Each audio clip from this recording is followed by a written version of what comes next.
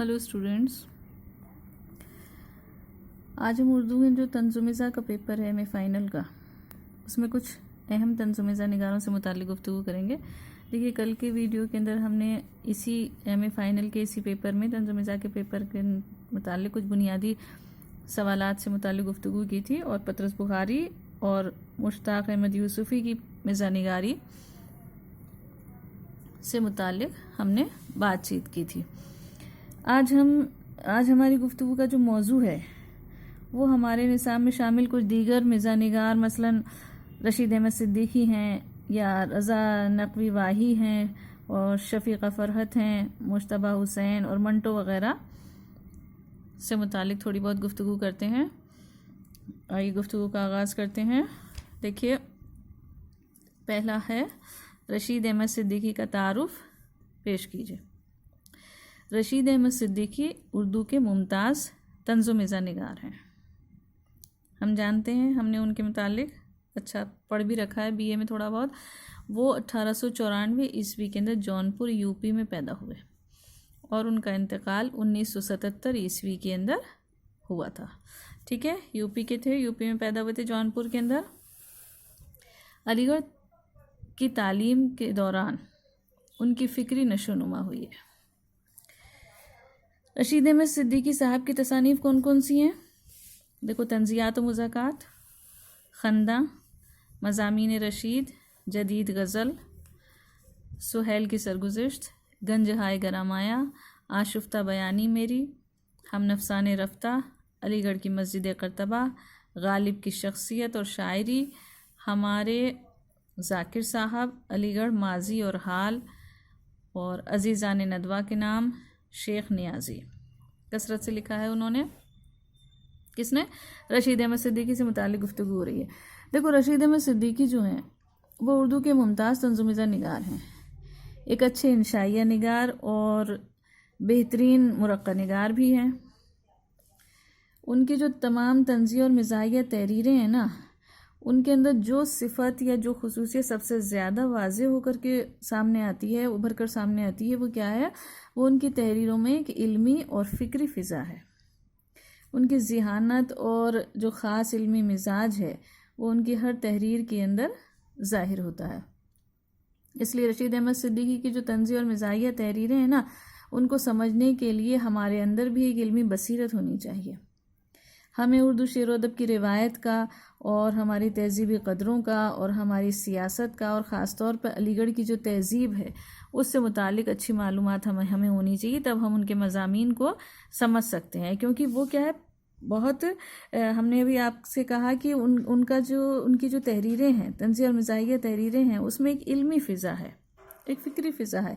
इसलिए हमें भी उससे मुताल्लिक़ उन्हें समझने के लिए हमारे अंदर भी वो सलाहियत होनी चाहिए। ठीक है, अलीगढ़ जो है वो उसके वो दिलदादा हैं। अलीगढ़ उनके हवास पर इस तरह छाया हुआ है कि वो कहीं ना कहीं से उनके मज़ामीन के अंदर आ ही जाता है। ठीक है ना। तो देखो, 1915 ईस्वी से और 1921 ईस्वी तक का जो ज़माना है ना, वो उनके फ़िक्र-फ़न का सुनहरी दौर है। और इस दौरान वो अलीगढ़ के अंदर एमएओ कॉलेज के अंदर तालिब इल्म थे। एमएओ कॉलेज है सर सैयद ने जो कायम किया था, उसके वो तालिब इल्म थे, तालीम हासिल कर रहे थे। उस दौरान उन्होंने अलीगढ़ का माहौल और वहाँ की तहज़ीब जो देखी है वो उनके जहन के ऊपर नक्श हो गई। इसका इजहार उनके यहाँ हमेशा मौजूद रहा उनके मज़ामीन के अंदर। रशीद अहमद सिद्दीकी की जो हमारी तहज़ीबी क़दरों के दिलदादा हैं, वो उनकी तसानीफ़ के अंदर, उनकी तहरीरों के अंदर तहज़ीबी क़दरों का बहुत ज़्यादा इजहार हुआ है। इसके अलावा उन्होंने क्या है कि वो बहुत अच्छे मिज़ा निगार थे, तो उन्होंने क्या है कि तहज़ीबी क़दरों के साथ साथ जो शख्सी हैसियतें हैं शायरों की, अदीबों की, उनको भी खूबी के साथ उजागर किया है। वो चूँकि मिज़ा निगार हैं, इसलिए समाज की बुराइयों पर, समाज की नाहमवारियों पर, ज़िंदगी की नाहमवारियों पर तंज़ करते हैं, लेकिन तंज़ के साथ वो उसको तंज़ को क्या है, मिज़ाह की चाशनी में लपेट करके कहते हैं, जो कि एक तंज़ व ज़राफ़त निगारी का एक फ़न है, फ़नी तरीक़ा है। अब हम आते हैं शफ़ीक़ा फ़रहत। शफ़ीक़ा फ़रहत का उर्दू तंज़ुमिज़ा निगारी में क्या मकाम है? मुख्तसर लिखिए। शफ़ीक़ा फ़रहत जो हैं وہ 1931 عیسوی کے اندر ناگپور میں پیدا ہوئی تھی. ٹھیک ہے. حمیدیہ کالج بھوپال میں وہ پروفیسر اور صدر شعبہ بھی رہی ہیں. کون تھی یہ؟ شفیقہ فرحت. ان کی 2 طنزی اور مزاحیہ تصانیف بہت مشہور ہوئی ہیں. کون کون سی؟ لو آج ہم بھی اور رانگ نمبر. رانگ نمبر ہمارے نصاب میں شامل ہے. شفیقہ فرحت کے یہاں کیا ہے؟ شگفتہ مزاح ہے لیکن طنز کی کیفیت بھی ہے. ان کے جو طنزیہ اور مزاحیہ مضامین کے اندر زندگی کی خرابیاں ہیں، سماج کی برائیاں ہیں، ان کو وہ اجاگر کرتی ہیں، لیکن وہ زندگی کی خرابیوں کو ہنستے ہنستے ہمدردانہ انداز کے اندر پیش کر دیتی ہیں. یہ ان کا اسٹائل ہے، ان کا طریقہ ہے. ان کی جو طنزیہ اور مزاحیہ تحریریں ہیں ان کے اندر ہمیں یہ انداز دیکھنے کو ملتا ہے. دیکھو جو شفیقہ فرحت ہیں ان کے کیا ہے کہ ان کے جو تنقیدی مضامین ہیں ان کو لوگوں نے خاص طور پہ پسند کیا تھا. خاص طور پہ جو ان کا رانگ نمبر جو ان کی کتاب ہے وہ بہت مقبول ہوئی ہے. ان کے یہاں ایک حساسیت پائی جاتی ہے، ایک سینسٹیوٹی پائی جاتی ہے. زندگی کا جو درد ہے نا وہ ان کے مضامین کے اندر اجاگر ہو کر کے سامنے آتا ہے. ان کے یہاں جو رانگ نمبر ہے جو ہمارے نصاب کے اندر شامل ہے وہ اس کو پڑھنے سے اندازہ ہوتا ہے کہ ان کی زبان بھی سادہ ہے اور لیکن دلچسپی کے ساتھ لکھتی ہیں، اس لیے جو قاری ہے پڑھنے والا وہ اس سے متاثر ہوتا ہے اور ان کی تحریروں سے جڑا رہتا ہے. ان کے جو مضامین ہیں، جو کتاب ہے ان کی رانگ نمبر، اس میں جو ان کے مضامین ہیں وہ کون کون سے ہیں؟ 13 مضامین ہیں ان کے، جس میں رانگ نمبر، ٹھیک ہے، اور ان کا ہے زندگی یوں بھی گزر ہی جاتی، ایک تبسم، اور لکھنا ڈائری کا، تیری رفتار دیکھ کر، تعریف اس خدا کی، چائے، یا پھر ضروری ہے بھولنا بھی، اور ہم لیتے ہیں ہم یہ ہے ہم نے کفایت شعری کی، اور مختصر خط، یا پھر ہدایت نامہ. اور یہ اس طرح کے مضامین جو ہیں وہ ان کے رانگ نمبر جو ان کا مضامین کا مجموعہ ہے اس کے اندر شامل ہیں. اور ایک اچھا مطلب اسلوب ہے ان کا، شگفتہ اسلوب ہے. خاص طور پہ جو دردمندی ہے، انسانیت سے متعلق جو دردمندی ہے وہ ان کے یہاں دیکھنے کو ملتی ہے. اب ہم آتے ہیں مجتبیٰ حسین. مجتبیٰ حسین کا مختصر تعارف بتاتے ہیں ہم. مجتبیٰ حسین دیکھو 15 جولائی 1936 عیسوی کو گلبرگہ کرناٹک میں پیدا ہوئے. کہاں پیدا ہوئے تھے؟ گلبرگہ میں، جو کرناٹک کے اندر ہے. گلبرگہ اور عثمانیہ یونیورسٹی میں، عثمانیہ یونیورسٹی جو حیدرآباد میں ہے، وہاں سے انہوں نے تعلیم حاصل کی اور جلد ہی انہوں نے صحافت سے جڑ گئے تھے. صحافت سے کب جڑے تھے وہ؟ 12 اگست 1964 عیسوی کو انہوں نے پہلا اپنا اخباری کالم لکھا تھا جو مزاحیہ کالم ہوتا ہے. کون سی اخبار میں لکھا تھا؟ سیاست کے اندر. سیاست حیدرآباد سے نکلتا ہے. حیدرآباد کو جو مزاحیہ کالم ہے اس کا سیاست کا، اس میں انہوں نے کالم کون سا تھا؟ شیشہ و تیشہ. اس سے انہوں نے اپنی صحافت نگاری کا آغاز کیا تھا. ان کی تصانیف میں جو مزاحیہ مضامین کے مجموعے ہیں وہ کون کون سے ہیں؟ تکلف برطرف، بہرحال، قطع کلام، الغرض، قصہ مختصر، اور ان کے جو مزاحیہ خاکوں کے مجموعے ہیں، خاکہ نگار بہت اچھے تھے. کون کون سے ہیں؟ آدمی نامہ، سو ہے وہ بھی آدمی، اور چہرہ در چہرہ. اس کے علاوہ انہوں نے سفر نامے بھی لکھے ہیں. باہر جو سفر کرے ہیں انہوں نے، ان کے سفر نامے انہوں نے لکھے ہیں، لیکن اس طرح لکھے ہیں کہ اس میں تخلیقی جو صلاحیت ہے وہ ابھر کر کے ان کے سامنے آتی ہے. کون کون سے ہیں؟ جاپان چلو جاپان چلو اور سفر لخت لخت. یہ ان کے سفر نامے ہیں. مجتبیٰ حسین اپنے فکر و فن کی وجہ سے اردو طنزیہ اور مزاحیہ ادب میں بلند مقام رکھتے ہیں. ہم ان کا نام بہت اچھی طرح جانتے ہیں. اردو جو طنز و ظرافت کی تاریخ ہے اس کے اندر مجتبیٰ حسین دور حاضر کے بہت اچھے مزاح نگار گزرے ہیں، ابھی بھی ہیں. وہ ایک بہترین خاکہ نگار، انشائیہ نگار اور کالم نویس ہیں. کالم نویس ہم نے دیکھا تھا، انہوں نے آغاز اپنی اس سے کیا تھا، حیدرآباد کے اندر جو سیاست اخبار نکلتا ہے وہاں سے کالم نویسی کا آغاز کیا تھا انہوں نے. بہترین خاکہ نگار ہیں، ان کے خاکہ نگاری کے مجموعے ہم نے دیکھ لیے. انشائیہ نگار بہترین ہیں، ان کے منشائیوں کے جو مضامین کے جو مجموعے ہیں وہ بھی ہم نے اوپر دیکھے ہیں. تو یہ جو ہیں یہ مجتبیٰ حسین کے بنیادی صفت ہے ان کی فن کی. دیکھو جو اردو طنز و ظرافت کی تاریخ ہے نا، اس میں آج کے دور کے اندر جو مزاح نگار ہیں ان میں مجتبیٰ حسین کا بہت اچھا مقام ہے. مجتبیٰ حسین کو جو دیکھو انسانی نفسیات پر بہت کمانڈ حاصل ہے، اس لیے وہ کیا ہے جو اپنے خاکوں کے اندر جن بھی انسانوں کے خاکے پیش کرتے ہیں، جن بھی افراد کے خاکے پیش کرتے ہیں، ان کی مکمل خوبیوں اور خامیوں سمیت اس کو اجاگر کر دیتے ہیں. اور سماجی زندگی کے ہر پہلو اور ہر طرح کے افراد پر انہوں نے لکھا.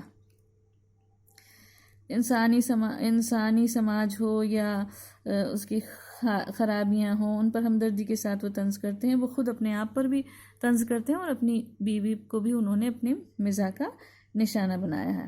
اردو طنز و ظرافت کے اندر ان کی مقبولیت کا یہی کے لیے حساب سے یہی کہہ سکتے ہیں ہم کہ ان کے جو مضامین ہیں، جو طنزیہ مزاحیہ مضامین ہیں، خاکے وغیرہ ہیں، ان کے دوسری زبانوں کے اندر بھی ترجمہ ہوئے ہیں، ہندی میں ہوئے، انگریزی میں ہوئے اور جاپانی زبان کے اندر بھی ان کے ترجمے ہوئے ہیں. تو یہ ان کی مقبولیت ہی ہے کہ جو دوسری زبانوں کے اندر بھی ان کے ترجمے ہوئے ہیں.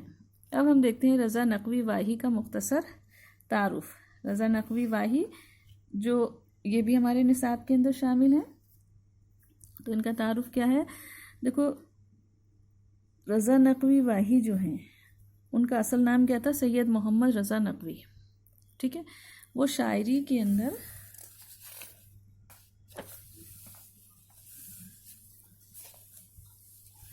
واہی تخلص رکھتے ہیں. ٹھیک ہے، تخلص ہے یہ ان کا واہی. 18 جنوری 1914 عیسوی میں سیوان بہار کے اندر پیدا ہوئے. بہار سے تعلق رکھتے ہیں.